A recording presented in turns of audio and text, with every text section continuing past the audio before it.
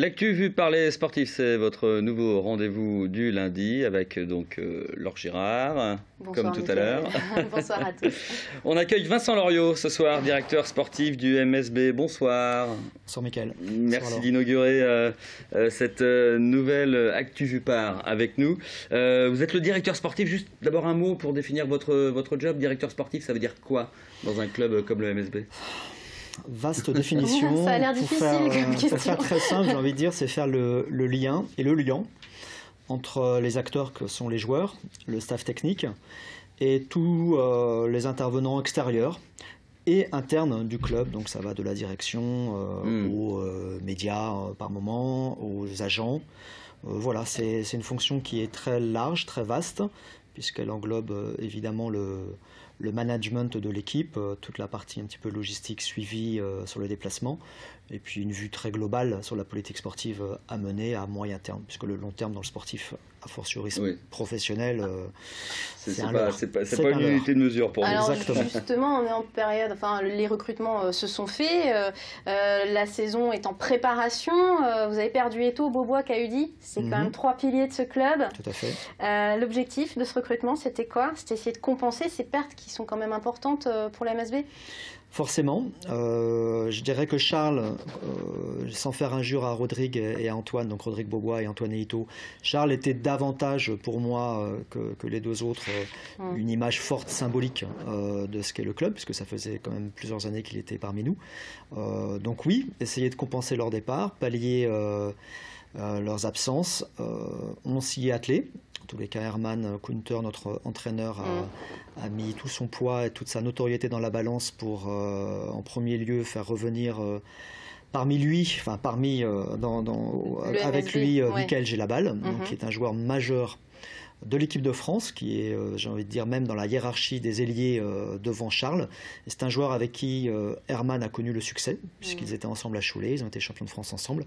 Et j'ai envie de dire que cette première recrue majeure a donné un petit peu le là et a assis la crédibilité du club en termes de renouvellement. C'est-à-dire que la passation entre Charles et Mickaël, pour moi, est faite de façon très naturelle et puis de façon très positive. Alors, si on parle de la Pro A, vendredi, il y avait un match de préparation ce vendredi.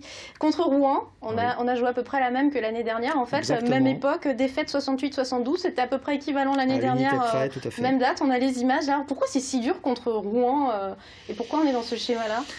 Bon, déjà, faut pas mésestimer un adversaire, Rouen, bien sûr. parce que ce même Rouen nous a battu à 2 reprises l'année dernière en match officiel. Donc, de toute façon, c'est un adversaire, et aujourd'hui, tous les adversaires de Pro A sont des adversaires de calibre.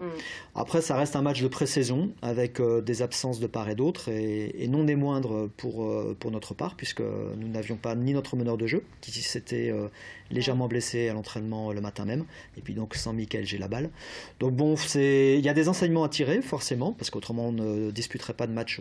Et combien de temps il vous faut pour trouver un esprit collectif, justement, un jeu collectif? Parce que le championnat de Pro A, il arrive là, en octobre. Il arrive en octobre. J'ai envie de dire qu'il y a des équipes qui ne le trouvent jamais. Ouais. Donc j'espère que ce ne sera pas notre lot, bien évidemment. Vous avez bon espoir, j'imagine? Oui, comme tout le monde. Voilà. Non, il faut du temps. Il faut du temps parce qu'on a peu de joueurs qui étaient présents l'année dernière avec nous. Donc ça oblige à créer une alchimie nouvelle, à affiner le relationnel entre les joueurs, non seulement sur le terrain, mais également en dehors. 6 nouvelles recrues, c'est important. Oui, tout à fait, c'est beaucoup. C'est beaucoup, même si la majorité des joueurs connaît le championnat, et puis globalement se connaît. C'est-à-dire que vos objectifs sont des objectifs pour la saison prochaine, ou alors avec un effectif aussi renouvelé, vous pouvez avoir des très bons objectifs pour cette année? On en a. Bien sûr, on en a. Le premier d'entre eux, pour asseoir, j'ai envie de dire, la notoriété et l'espèce de bonne image sportive à juste titre que le MSB cultive, c'est d'essayer d'atteindre la barre des 20 participations consécutives aux playoffs, ce qui serait là un record historique dans l'histoire du basket français. Donc c'est vraiment, nous, notre challenge premier aujourd'hui, d'essayer de finir dans le top 8. Et je pense que légitimement, on a une ambition mesuré, voilà, à viser cette 20e participation en play-off. Et que dire de l'Eurocup? Vous avez fait un tirage au sort pas forcément en votre faveur. Le groupe B, coton. il est dur. Il est dur. Coton. Ce qui est certain, c'est qu'il y a 2 épouvantails. L'Alba Berlin, qui est vraiment une équipe d'Euroleague, et Grande Canaria, qui est sans doute un petit peu moins connue. C'est le premier match. Oui, mais pour vous donner un ordre d'idée, Grande Canaria, l'année dernière, a disputé 24 matchs d'Eurocup, était finaliste.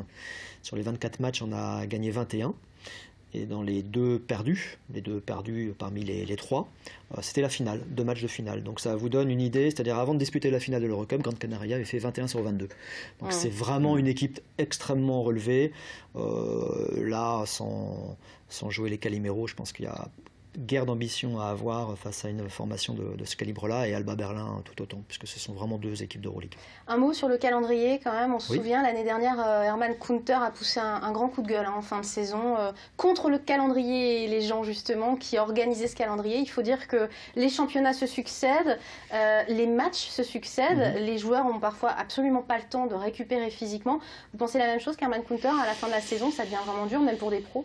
Oui et non, parce qu'on est tous logés à la même enseigne, donc quelque part la fatigue que l'on peut éventuellement nous ressentir, les autres sont comme nous. Donc il y a un calendrier qui est surchargé, c'est vrai. On a 18 équipes en Pro A, on a les matchs d'Eurocup pour tous ceux qui sont concernés par des Coupes d'Europe, on a la Coupe de France, on a éventuellement un Leaders Cup si on a la chance de finir dans les 8 premiers à l'issue de la phase aller. Donc oui, c'est long, c'est très long, c'est très dur. Ça se fait avec des effectifs relativement serrés puisque nous avons 10 professionnels auxquels on a adjoint un groupe de 4 espoirs pro, on dira.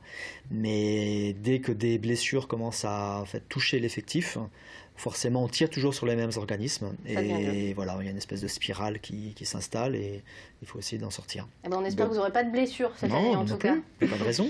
Merci à vous Vincent Loriot d'être passé sur notre plateau. Merci à vous Laure. Merci, demain dans l'AVP, ça sera le retour de l'actu vue du campus avec Rachid El Garjouma, le président de l'Université du Maine.